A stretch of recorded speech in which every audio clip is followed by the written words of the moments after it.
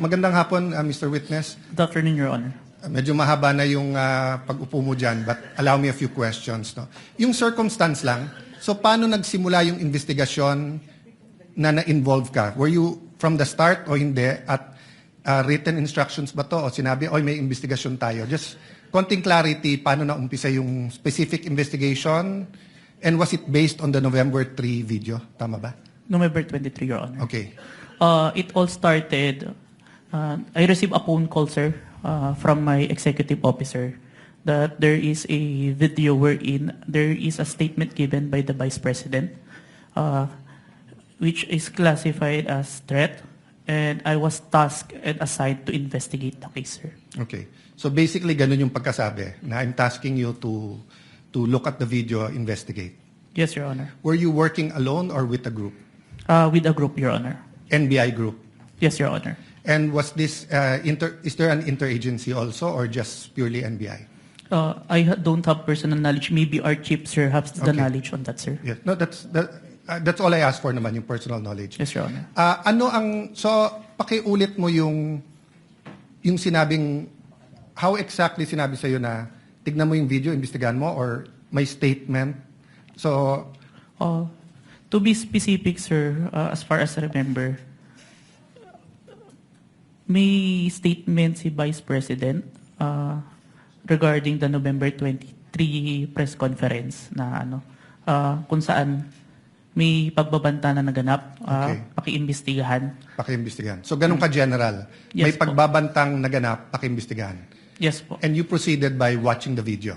Yes, Your Honor. And when you watched the video, you got to the part na may pagbabanta? No, Your Honor. I first don't know which part of that. So you watched the whole video, of course? First, the clippings, Your Honor. Okay. Then, I look for the whole video, Your Honor. Then you watched the whole video? Yes, Your Honor. And thank you for your honesty. So after the clipping, tapos the whole video, what did you do next? You reported or you made your recommendations? I don't understand the process lang kasi. Upon identifying the whole video, I informed my executive officer that I identified the video, Your Honor. And then yung sinabi mo yesterday, then you started looking for patterns. That's why you looked at yung dating mga video ni Vice President. Yes, Your Honor. So you started investigating the threat against the President, the First Lady, and the former Speaker of the House. Yes, Your Honor. Did you investigate the threat against the Vice President? We tried, Your Honor. How did you try? It is included in our letter to the Vice President, Your Honor. That's why we're inviting her to proceed to our office to investigate the threats to her life, Your Honor. How about the vlogger who asked her about Oplan or whatever they call that, Romanov? Did you invite them? Yes, Your Honor. And did they testify? The Princess Maui did not appear, Your Honor. Did not appear. Did you also look for previous videos that are threatening to the Vice President? We look on the Romanov part, Your Honor. Okay. But we identify a different person who first mentioned the Romanov, Your Honor. Did you coordinate with the PSG? I have no personal knowledge, Your Honor. You yourself? Yes, Your Honor. Maybe our chief, Your Honor. Yeah. But you are aware that the primary responsibility of protecting both the President and the Vice President is the PSG? Yes, Your Honor. So isn't it fair to say that any investigation against a threat to the first family, the President, or the Vice President, you would normally ask the PSG if they received any threat? I have no personal knowledge, Your Honor. No, I'm asking, hindi ba normal sa investigation kung sino yung primary agency na taga-protekta na lumalaban dun sa threat ay tatanungin natin? Yes, Your Honor. So bakit hindi tinanong ng NBI ang PSG? Or in your case, why didn't you ask the PSG? Maybe it can be answered by a chief, Your Honor. No, I'm not. I will ask your chief also. I'm asking you, when they said, look at this, you looked at other videos, you tried to get Princess Maui, you tried to get the Vice President, but you didn't contact the PSG for the First Lady, for the President, and for all you know, the PSG will tell you right there and there, the threat is real, or the PSG will say, politika lang yan. Diba? Both the Vice President and the President are protected by the PSG. So why wasn't, so nakalimutan lang or wala sa procedure nyo, or? Your Honor, there is already a statement from the National Security Council, Your Honor, that it is an active threat, Your Honor. That's why we start investigation. Yes, and the primary group that will know if it's an active threat is the PSG. So if this was the United States, it will be the Secret Service. So whether the FBI or the CIA, state troopers, the federal marshals, kung sino man mag-iimbestiga, parati nilang tatanungin yung Secret Service.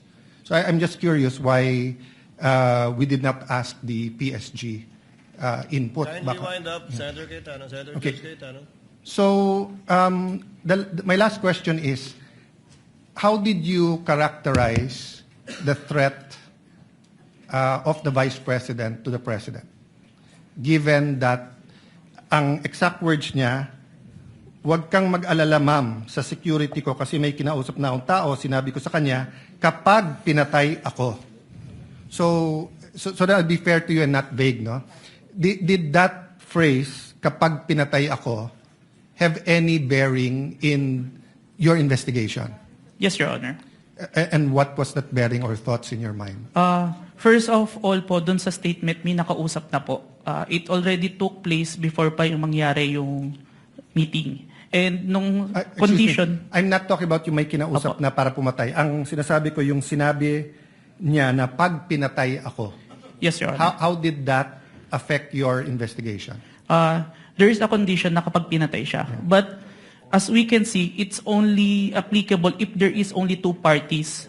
The statement make a loophole wherein a third party can use that na kapag namatay si BP, ma-execute ngayon yung statement ni BP na may nakausap na siya without the participation of the one mentioned, the President, the First Lady, and the Speaker of the House, Your Honor.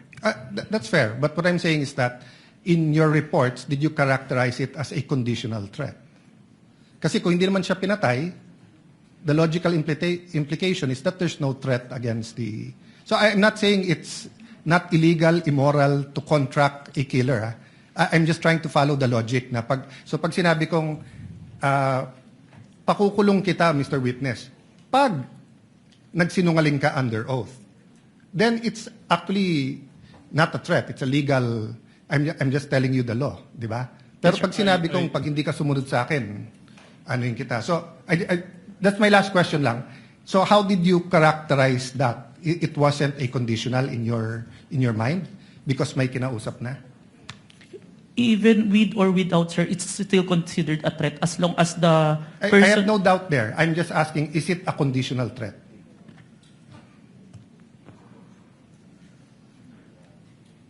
Based on our affidavit, sir, I believe it's conditional, which... Based in your affidavit. But your initial assessment, yung personal mo as an investigator, this is an investigation of the whole NBI, but yung personal mo. The threat is absolute, sir. Okay. Thank you, Mr. President.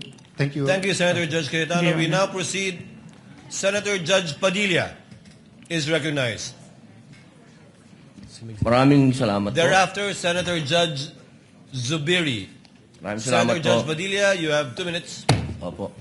Nais ko lamang po magtanong sa ating saksi.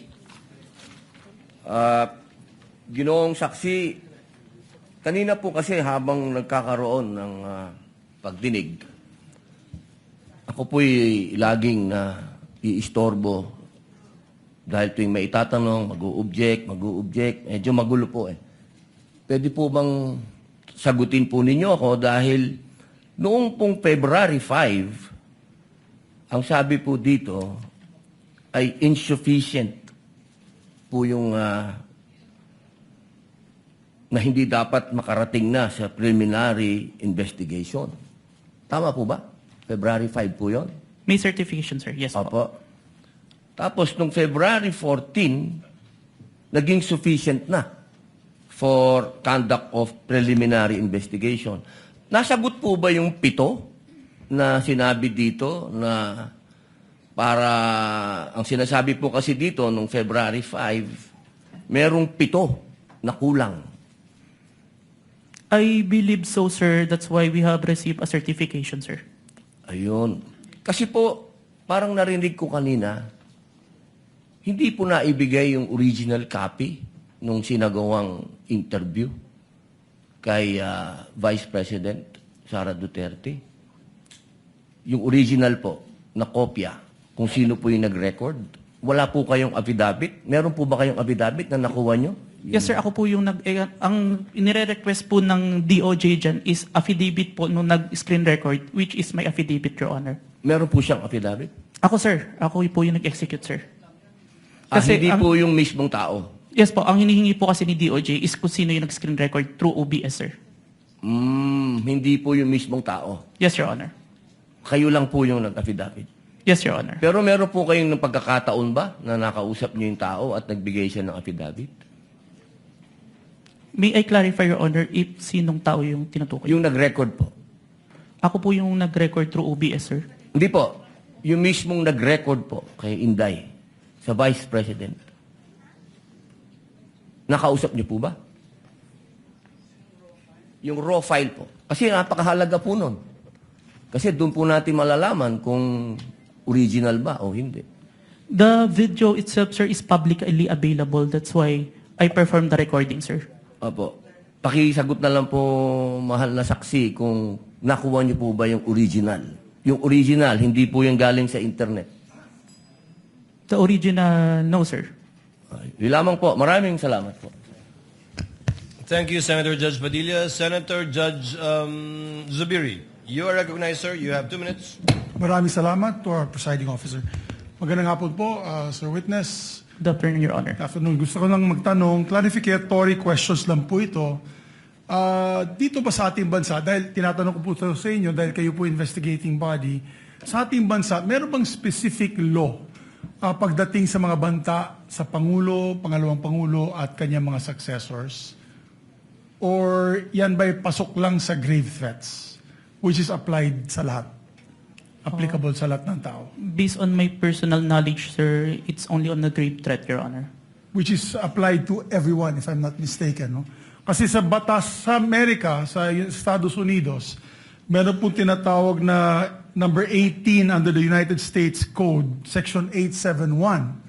There is a specific law na pinagbabawal po itong mga threats to the President, Vice President, and its successors. May jail time po ito at may fine na malaki. As a matter of fact, dito sa panahon ni Pangulong Trump, marami na po silang kinasuhan at hinabla at napasok sa kulungan dahil sa paglabag nitong batas na ito. At Secret Service po ang sumasagawa ng investigasyon. Sa atin ba dito, ang NBI ba ang nabigyan po ng kapangyarihan para gawin itong investigasyon? Under your new NBI code? Under our law, sir, the new NBI law, included po yung investigation to the threats to the life of the President, the Vice President, the Speaker, the Senate President, and the Supreme Court, sir.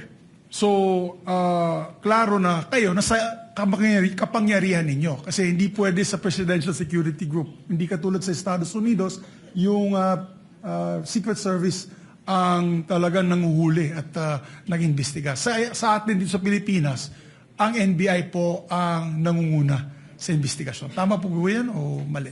It is within our law, sir. Okay. And this is just food for thought because not only are we senator judges, we're also legislators. It may be time that we also craft a law that will be specific on threats made to the President, Vice President, and its successors, meaning the Senate President, the Speaker of the House, and the Supreme Court Chief Justice. Sa Amerika kasi, sa batas po nila, and I'll just wrap up, the defendant, to secure conviction, the defendant communicated a threat, the defendant understood and intended the statement as a true threat, hindi po niya sinabi, joke only in the end. And pangatlo, the defendant knowingly and willfully makes the threat. So just food for thought as legislators as well. So maraming salamat po, Mr. President. Thank you, Senator Judge Zubiri. We now proceed to where we left off. I believe that was the redirect of the counsel for the prosecutor. Just out of curiosity, without any pressure, because I promised I would declare a break somewhere in between. Depending on how long your director and recross would be, I can call the break after the recross and the statement of the counsel for respondent, so that we break on a good point before we call on the last witness for today. Yes, counsel for the prosecutors. As to the question, if the prosecution will do the direct examination, The redirect. Kung mahaba-haba sorry, pa the yung redirect examination after the cross-examination of the defense, the prosecution decides not to conduct a redirect, Your Honor, please. Thank you, counsel for the prosecutor. Counsel for the respondent, do you want to begin to utilize your time now? Your Honor, I will turn over the mic to my co-counsel. He will also be the cross-examiner for the next witness. But Your Honor, please, may I make a manifestation, Your Honor, please, before we proceed, Your Honor, please? A manifestation as to the In statement. connection with what, counsel for the prosecutors? As to the manifestation earlier, that all the documents that were confronted, that were Yes. presented to the witness, I believe that the defense said that all those exhibits were pre-marked. But based on our records, Your Honor, please, and then I hope the defense will clarify this for the record. We perused the documents and we don't see that the articles of partnership and the screenshots of the websites that were presented earlier, based on our tally, based on our records, these were not pre-marked, contrary to what the defense manifested. So we would like to seek clarification from the defense. That is correct, Your Honor. Those three documents were not Noted pre-marked. and entered into the records. Thank you so much. Given that there is no redirect and recross, counsel, can you state for the record your name? Good afternoon, Your Honors. I am Mark Sivin Luan for the Vice President. Sir, you're aware of the situation. Time was given to the counsel for the prosecutors to make a discussion about whether or not Article 4, the acts alleged in Article 4 constitute an impeachable offense. You have the same time of 4 minutes and 26 minutes, which will round. Before I allow you to continue, kawawa naman si Mr. Calilong. Mr. Witness, Mr. Calilong, Senator Judge Lacson, before we excuse.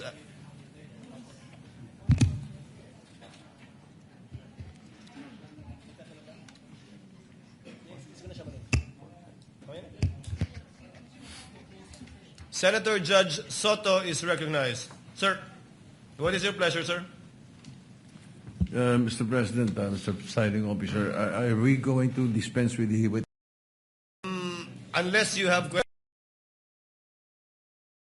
to the witness. So not yet. Well, a simple question. The gentleman You're may familiar. Thank you very much. You're familiar with the internet, of course. Yes, Your Honor. Have you noticed that lately all the AI-generated videos have a caption saying AI-generated? Yes, Your Honor. Kaya pag walang nakalagay na AI-generated, siguradong hindi AI-generated? Yes, Your exactly. Honor. Today, Your Honor. Yes, lately, no? Lately, Your Honor. Lahat nakalagay. Pag AI-generated, nakalagay AI-generated, and Meta does not allow it. Right? They allowed it, but there is a AI info part. Correct. On the Let's say post. there is a manifestation. Yes, that Your it's Honor. It is AI-generated. explicitly mentioned that AI. So you're aware of that. Yes, Your Honor. Thank you. That's it. Senator Judge Lacson, you likewise have 2 minutes, sir. You may proceed. Thank you, Mr. Presiding Officer, Mr. Senate President. I have questions para sa ating testigo. Since you are presented here as an expert witness, alam nyo, nagkonsult din ako sa digital forensics expert para lang makonvince sa sarili ko. No, my first question is, in this day and age of artificial intelligence, will you agree with me na it is almost impossible to distinguish an AI-generated video from the original? Almost impossible. Yes, Your Honor. It is hard, Your Honor. Yeah, very hard, di ba? Very difficult. So, kasi ito, impeachment trial, ano? Kasi sa court, ginagamit talaga yung expert testimony ng digital or computer forensics expert.